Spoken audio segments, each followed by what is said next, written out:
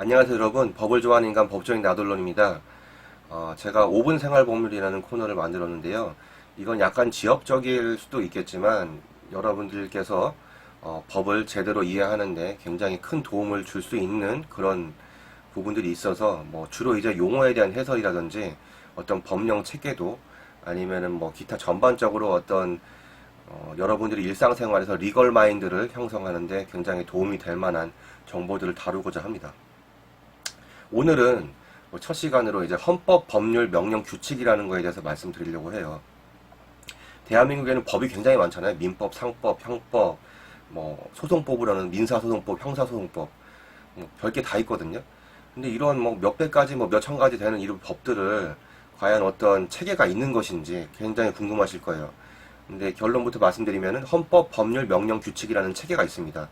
그러니까 헌법이 가장 높은 상위의 법이고, 그 다음에 이제 규칙은 가장 이제 하위의 법이라고 볼 수 있는데, 상위법과 하위법의 어떤 차이점을 들자면은, 쉽게 얘기하면은 가장 큰 특징은 그런 거예요.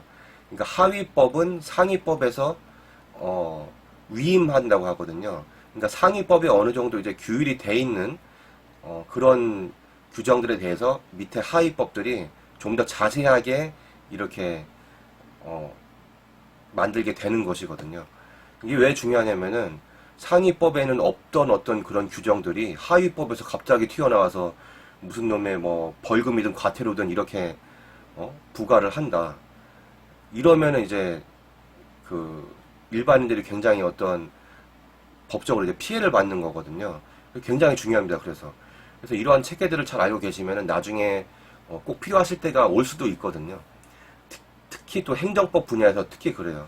위에서는 그러니까 모법이라고 하거든요. 그러니까 위의 법, 상위법 또는 모법에서 규정하지도 않았던 어떤 사항들에 대해서 하위법이 그냥 자기 마음대로 그 모법의 어떤 위임 없이 그냥 벌금이든 과태료든 이렇게 매기게 되는 어떤 규정들을 만든다. 이렇게 되면 안 되는 거거든요. 그래서 이런 것들을 체계를 잘 알고 계시면은 법을 이해하시고 나중에 필요하신 경우에는 뭔가 따지고 들어갈 부분이 있으면은 이런 것들을 한번 검토해 보시는 것도 굉장히 중요한 시점이 오거든요. 제가 조만간 그거에 대해서 또 실제로 이 상위법과 하위법 관계에 대해서 좀 실제로 적용되는 사례가 있어서 그거를 좀 말씀드리려고 하는데, 일단 오늘은 헌법, 법률, 명령, 규칙에만 이제 집중을 할게요. 그러니까 헌법은 말 그대로 이제 대한민국 법의 모든 법의 근간이 되는 이제 최고의 상위법, 모법인데, 헌법은 이제 중요한 게 있어요. 헌법 같은 경우에는 일단은 기본적으로는 굉장히 추상적인 어떤 개념들만 정립을 해놨고, 실제로 헌법 자체에서 막바로 도출되는 어떤 권리나 의무는 거의 없다고 보셔도 상관없습니다. 근데 이제 간혹 이제 예외적으로 이제 오히려 예외인 거예요. 헌법부터 직접 이러이러한 권리를 부여한다라는 거는 구체적인 권리죠. 그런 것은 굉장히 예외적인데, 그 중에 하나가 바로 이제 헌법의 12조 4항이 그런 거거든요. 그러니까 헌법의 12조 4항이 뭐냐면은 이제 변호인의 조력을 받을 권리에 대해서 이제 규정을 해놨어요. 그러니까 누구든지 체포 또는 구속이 된 경우에는 변호인의 조력을 받을 권리를 가진다. 이런 경우에는 그냥 막바로 이런 상황에 있는 사람들, 체포나 구속이 된 사람들한테는 당신은 변호인을 선임할 권리가 있다는 거를 바로 이제 권리를 부여하게 되는 조항인데, 헌법의 경우에는 이렇게 막바로 어떤 구체적인 권리를 부여하는 규정은 굉장히 예외적인 거거든요. 그러니까 다시 요약해서 말씀드리자면 헌법 같은 경우에는 굉장히 추상적이고 어떤 기본이 되는 인권의 기본이 되는 것들에 대해서 주로 정해 놓은 거예요. 그러니까 굉장히 추상적이고 어떤 구체적이지 않은 권리들을 이제 그 조항으로 만들어 놓은 거죠. 그래서 예를 들면 그런 거예요. 헌법 33조에 보면은 헌법 32조를 볼게요. 32조에 보면은 모든 국민은 근로의 권리를 가진다. 이렇게 써 있어요. 그리고 2항에는 모든 국민은 근로의 의무를 진다. 그러면 막바로 이렇게 일반인들 모두가 근로계약도 없이 그냥 막바로 근로할 권리, 아무 회사나 다 가서 나 근로하고 싶다고 해서 근로를 할 수 있고, 어, 나는 근로할 의무가 있으니까 근로를 해야 된다. 이런 건 아니거든요. 그냥 어쨌든 헌법에서는 이런 식으로 이렇게 러프하게, 그러니까 추상적으로 이제 규율을 해놓는다는 거죠. 그러니까 그 헌법에서 뭐 국민은 근로의 권리를 가진다, 뭐 국민은 뭐 신체의 자유를 가진다 이렇다고 해서 막바로 내가 뭔가를 어디 가서 난 자유롭게 어디든 있을 수 있어 해서 아무 집이나 들어가고 왜 신체의 자유가 있으니까 이런 건 안 된다는 거예요. 그러니까 이렇게 헌법 같은 경우에는 어떤 근본이 되는 어떤 추상적인 개념들만 이렇게 정해놓은 거고 막바로 어떤 구체적인 권리가 나오는 것은 굉장히 드물다. 오히려 그런 구체적인 권리를 부여를 하게 되는 조항들은 아까 같은 그 변호인 선임할 권리 굉장히 예외적인 조항이라고 볼 수 있어요. 그럼 헌법은 이렇게 정해놓고 그렇다면 이 구체적인 과연 권리 이런 것들은 어디서 규율을 하느냐? 헌법보다 한 단계 그 미친 법률에서 규정을 합니다. 그래서 이제 아까 같은 경우에는 이제 근로의 권리를 가진다, 근로의 의무를 가진다 이런 것들에 대해서 이제 규율을 해놓은 거는 뭐 물론 민법도 있겠지만 민법에 이제 고용 부분이 파트가 있거든요.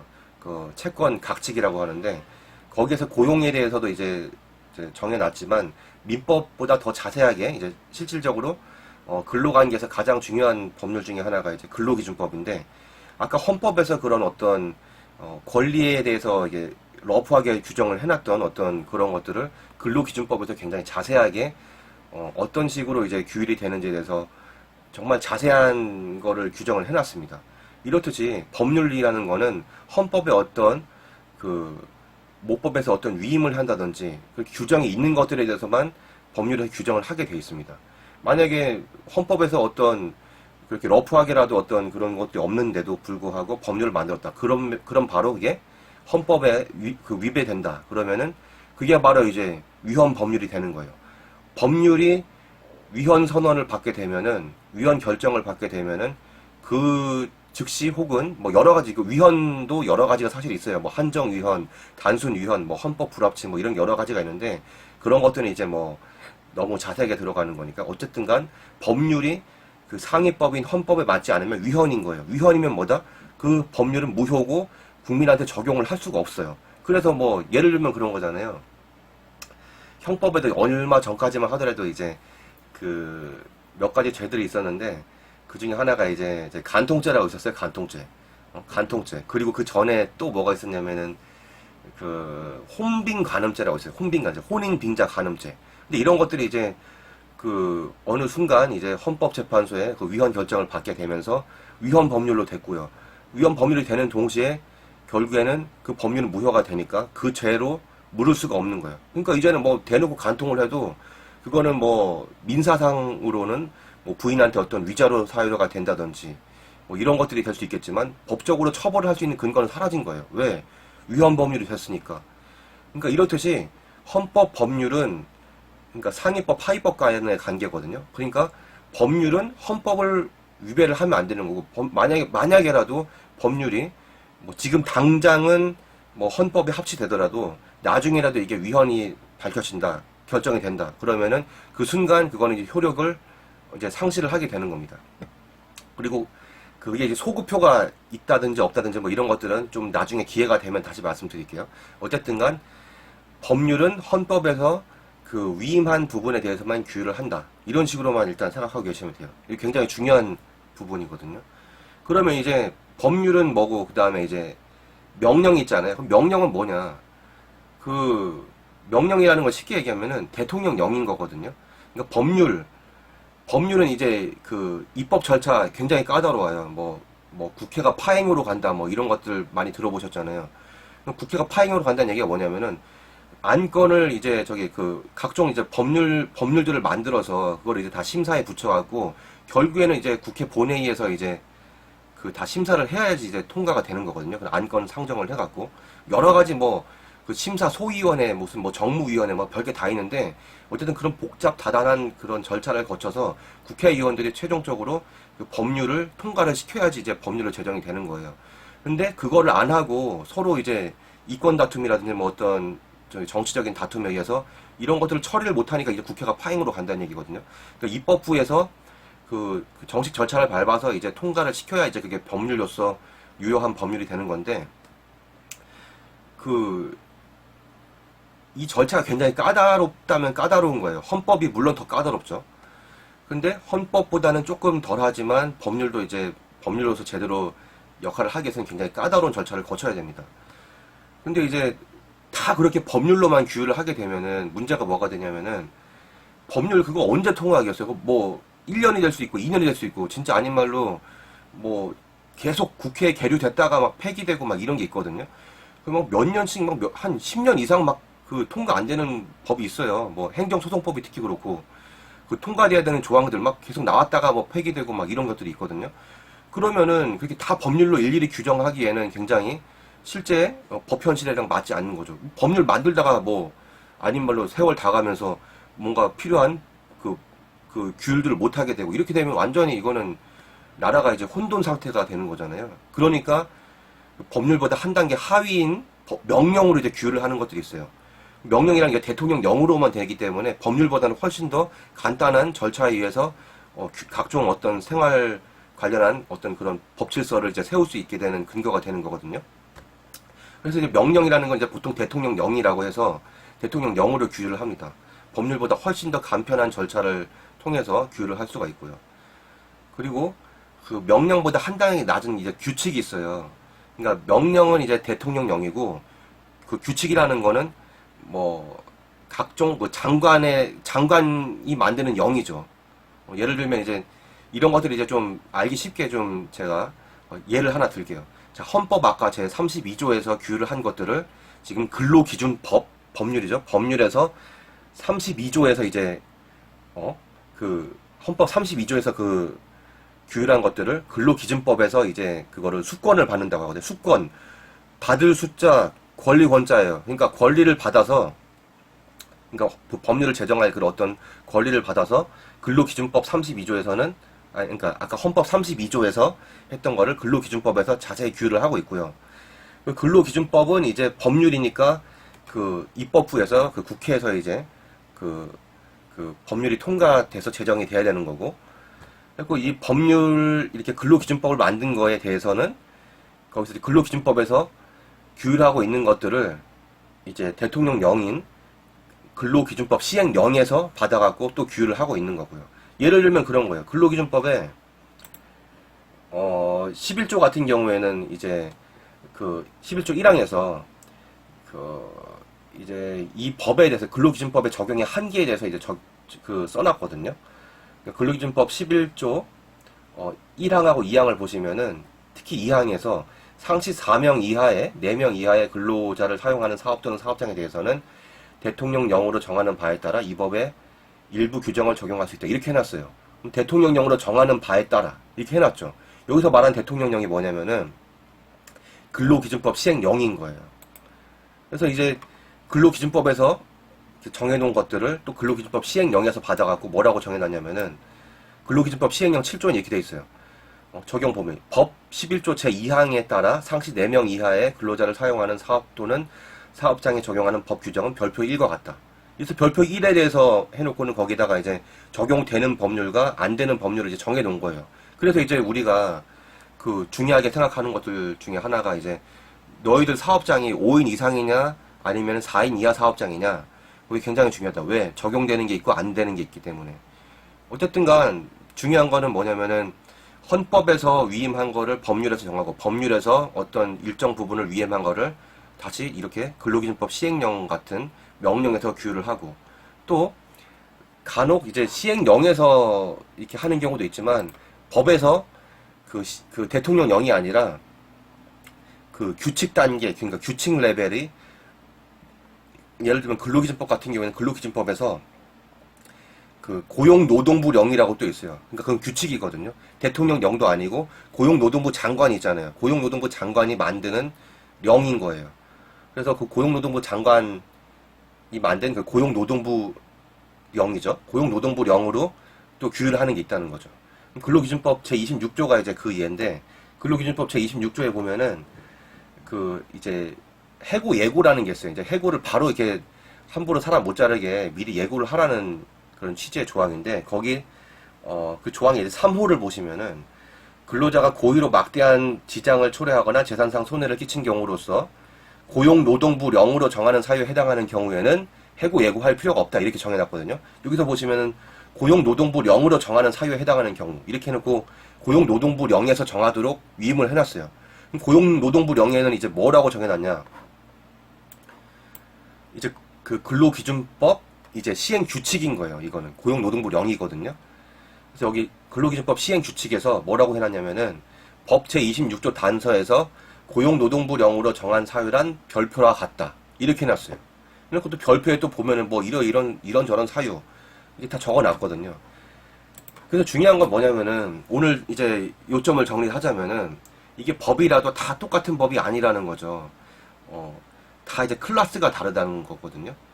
클래스가 다르다는 이유는 뭐냐면은 얘기는 뭐냐면은 그러니까 헌법에서 이제 기본 인권 같은 것들을 다 정해놓고 어떤 국가의 어떤 기본이 되는 것들을 다 정해놓고 실제로 어떤 자세한 규율은 법률 단계에서 하게 되는 거고 법률 단계에서 다 규정을 일일이 다 할 수가 없어요.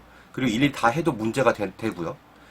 그리고 어쨌든 법률에서 다 규율을 못한 거는 그 밑에 대통령령으로 또 규율을 하고 아니면은 그 고용노동부령 같이 어떤 그 규칙에서 또 규율을 하게 되는 거죠. 이렇듯이 중요한 거는 모법의 위임을 받아서 밑에 각 그 하위 단계의 어떤 법률 명령 규칙에서 그런 어떤 것들을 더 규율을 하게 되고 그리고 상위 법률에 위임이 없는 이상은 또한 그 상위 법률과 위배되는 이상은 이게 다 위헌이 되는 거고 그리고 법률에 위배되는 그 명령 또는 규칙이 되는 거라서 이제 무효가 되는 겁니다. 이제 그런 것들의 어떤 법률에 대해서 이제 위헌인지 아닌지를 심사하는 어떤 기관이 이제 헌법재판소고요. 그래서 어쨌든 간 오늘 드리고 싶은 말씀은 한 가지 또 중요한 거를 또 말씀드리면은 왜 이런 식으로 이렇게 위 단계 아래 단계 뭐 이렇게 만들어 놨냐면 아까 말씀드렸잖아요.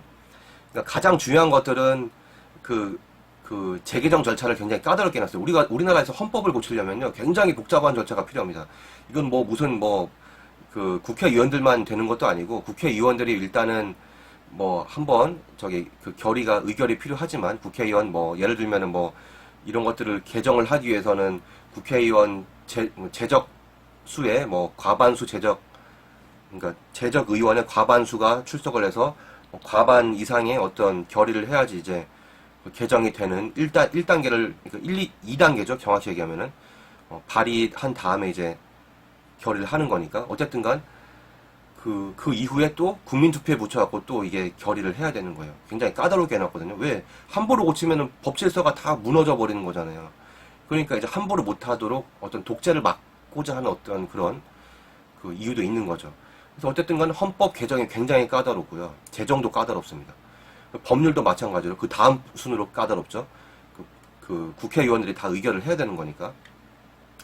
그리고 그 다음에 이제 까다로운 게 명령 규칙인데 명령 규칙은 생각보다는 덜 까다로워요. 왜냐하면 대통령령 행정부 수반이 그냥 거의 알아서 할 수 있도록 해놓은 게 많기 때문에 어쨌든 뭐 대통령령은 대통령이 이제 뭐 물론 이것도 다 이제 그 나름 다 회의를 하지만 법률이랑 헌법을 개정하는 것보다 훨씬 쉬워요. 어쨌든 그 명령 규칙 이렇게 하위에서 규율을 하는 이유는 뭐냐면은 세상은 굉장히 빠르게 돌아가고 바꿔야 될 부분도 많지만 이런 식으로 계속 그렇게 너무 까다롭게 이제 재개정을 하도록 만들어 놓으면은 일일이 그걸 대응할 수도 없고요. 그래서 그런 것들을 어떤 굉장히 탄력적으로 어떤 유연성을 가지기 위해서 법률에서는 이렇게 명령 또는 규칙으로 규율하는 것들을 굉장히 자세하게 할 수 있도록 이렇게 하위에서 규율을 하게 해놨습니다. 하지만 언제까지나 오늘 중요한 건 뭐냐면은 그 상위 법령에 위배되는 어떤 법률, 명령, 규칙 이런 것들은 무효가 됩니다. 결국에는 당장은 불이익을 받더라도 소송이나 어떤 헌법재판소의 어떤 결정을 통해서 바로 잡히게 돼 있어요.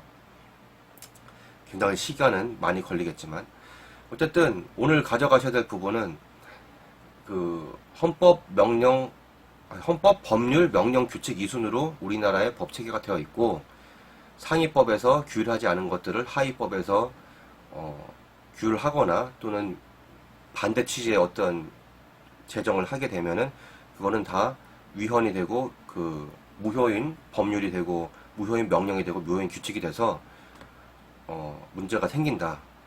그리고 재개정 절차는 상위법에서도 굉장히 까다롭다. 일단 요렇게 알고 계시면은 나중에 도움이 많이 되실 겁니다. 오늘 여기까지 하겠습니다. 네, 다음 시간에 더 유익한 주제로 찾아뵙겠습니다. 감사합니다.